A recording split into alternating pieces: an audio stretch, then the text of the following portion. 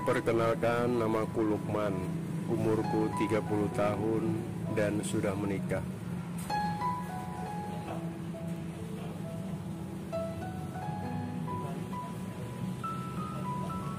Kita lihat lagi ya, angkat terakhir jalan.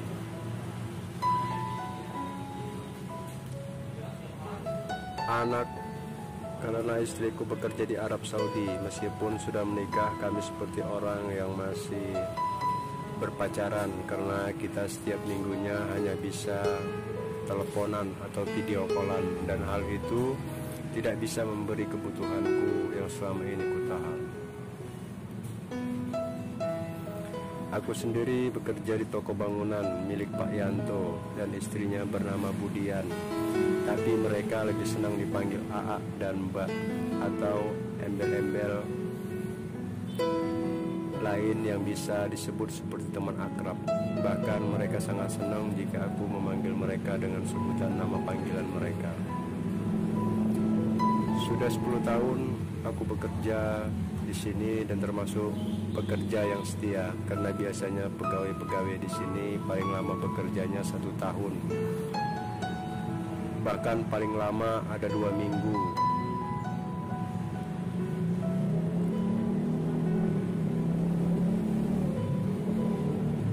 Di toko material ini aku termasuk orang yang dipercaya. Di toko material ini aku sering disuruh belanja kebutuhan toko.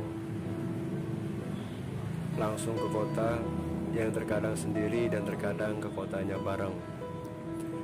Dan belakang ini semenjak Pak Yanto ketahuan selingkuh dengan wanita lain, sehingga Pak Yanto tidak lagi aktif di toko material ini, karena toko material ini adalah milik dari orang tua Mbak Dian. Suatu ketika barang yang di toko material pada kosong, Mbak Dian mendesak saya untuk menemaninya belanja kebutuhan toko. Awalnya saya merasa grogi, karena biasanya saya menemani Pak Yanto. Tapi kali ini saya menemani Mbak Dian karena mulai sekarang Mbak Dian menjadi bos saya. Mbak Dian orangnya cantik, bodinya aduhai.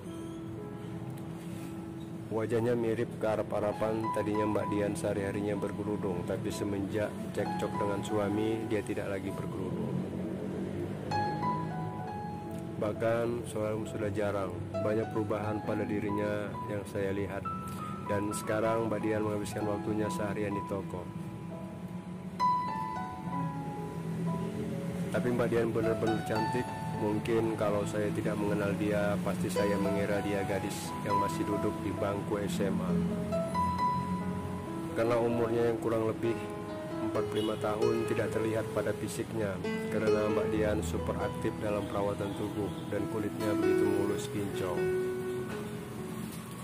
Yang membuat saya terbayang adalah saat es doger dan sudah seperti yang otomatis tegang besar, karena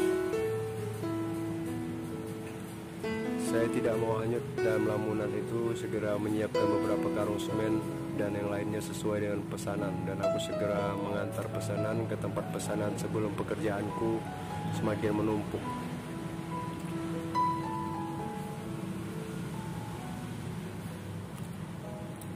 Saat aku masuk mobil, terlihat maka dia melayan pembeli sambil membelakangiku. Tampak baju merah jambu yang dikenakannya hari itu terus dengan rok yang begitu pendek. Terlihat ada suatu di belakang yang membuat mata ini sulit berpaling, walau hanya beberapa saat, karena pemandangan ini adalah pemandangan yang kurindukan. Seandai saja aku mencoba sabar, pasti akan hatiku sambil menjalankan mobil. Cuma 15 menit perjalanan aku harus tempuh sampai di rumah yang dituju. Setelah sampai, aku langsung menurunkan semen-semen beberapa pesanan dari pesanan, dan aku langsung kembali ke toko.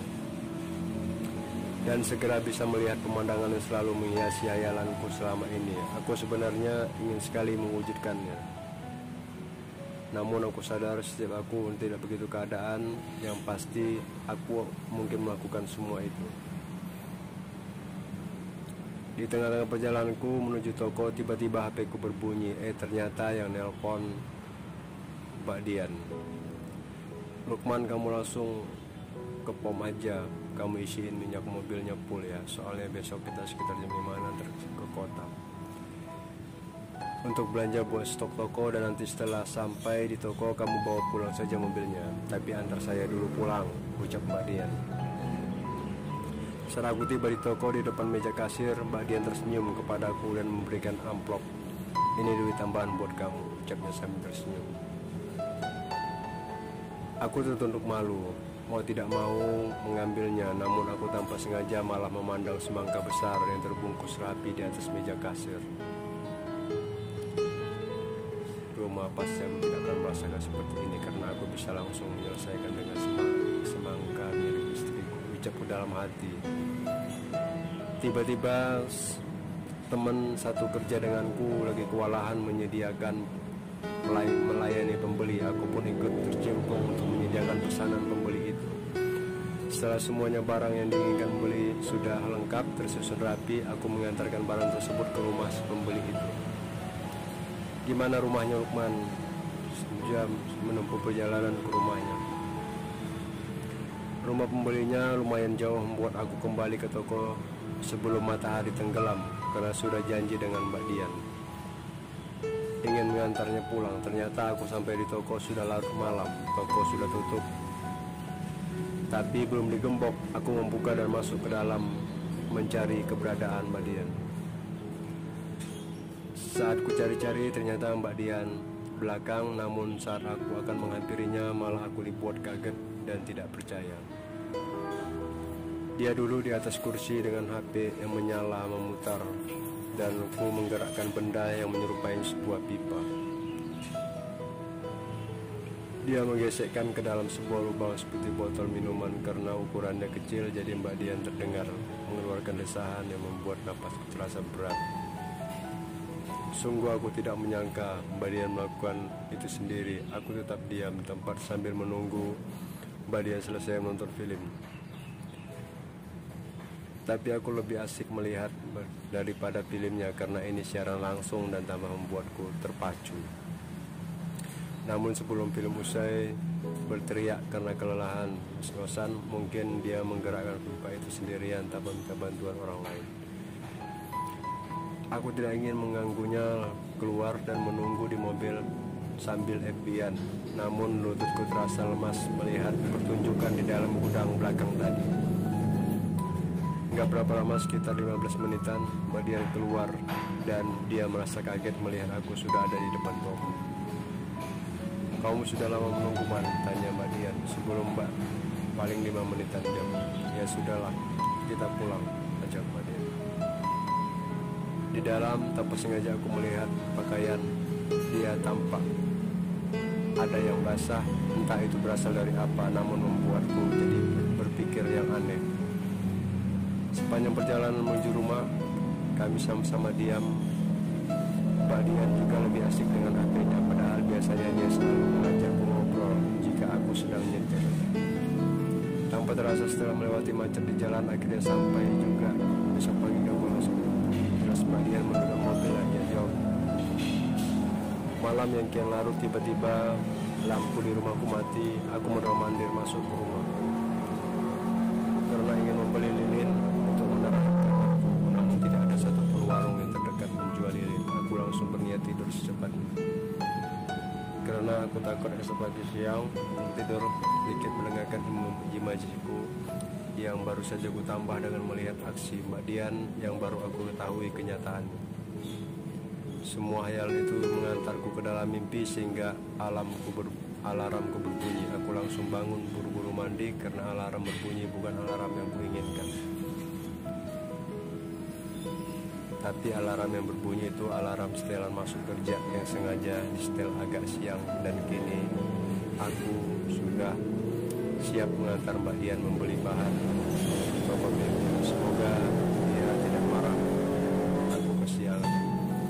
Pagi Mbak, maaf ya kesiangan, sapa Mbak Dian langsung masuk mobil. Ayo berangkat, sudah kesiangan nih, ucap. Gak ke toko lagi Mbak? Gak usah, jelas Mbak Dian. Aku langsung menjalankan mobil seperti kemarin. Mbak Dian diam tanpa mengajakku ngobrol sehingga sampai di tempat tujuan kami.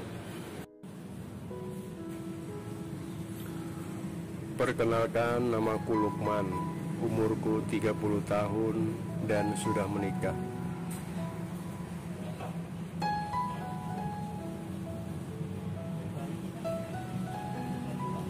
Sebentar kita lihat lagi ya, akad terakhir jalan.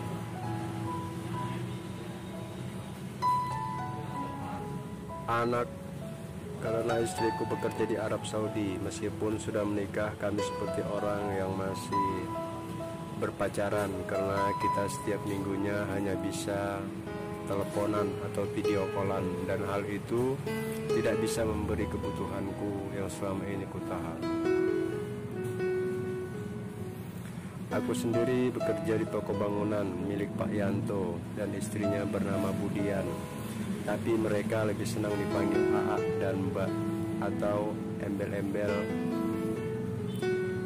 lain yang bisa disebut seperti teman akrab.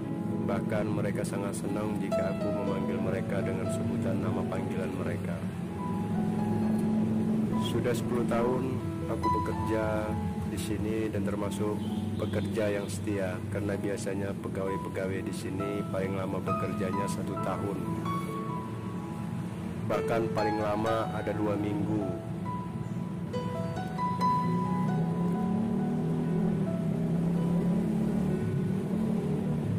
Di toko material ini aku termasuk orang yang dipercaya. Di toko material ini aku sering disuruh belanja kebutuhan toko langsung ke kota, yang terkadang sendiri dan terkadang ke kotanya bareng. Dan belakang ini semenjak Pak Yanto ketahuan selingkuh dengan wanita lain, sehingga Pak Yanto tidak lagi aktif di toko material ini, karena toko material ini adalah milik dari orang tua Mbak Dian. Suatu ketika barang yang di toko material pada kosong, Mbak Dian mendesak saya untuk menemaninya belanja kebutuhan toko. Awalnya saya merasa grogi, karena biasanya saya menemani Pak Yanto. Tapi kali ini saya menemani Mbak Dian karena mulai sekarang Mbak Dian menjadi bos saya. Mbak Dian orangnya cantik, bodinya aduhai. Wajahnya mirip ke Arab-Araban. Tadinya Mbak Dian sehari-harinya berkerudung, tapi semenjak cekcok dengan suami, dia tidak lagi berkerudung. Bahkan sekarang sudah jarang. Banyak perubahan pada dirinya yang saya lihat. Dan sekarang Mbak Dian menghabiskan waktunya seharian di toko. Tapi Mbak Dian benar-benar cantik. Mungkin kalau saya tidak mengenal dia, pasti saya mengira dia gadis yang masih duduk di bangku SMA. Karena umurnya yang kurang lebih 45 tahun tidak terlihat pada fisiknya, karena Mbak Dian super aktif dalam perawatan tubuh dan kulitnya begitu mulus kinclong. Yang membuat saya terbayang adalah saat es doger dan sudah seperti yang otomatis yang besar dan lepas. Saya tidak mau hanyut dalam lamunan itu, segera menyiapkan beberapa karung semen dan yang lainnya sesuai dengan pesanan, dan aku segera mengantar pesanan ke tempat pesanan sebelum pekerjaanku semakin menumpuk.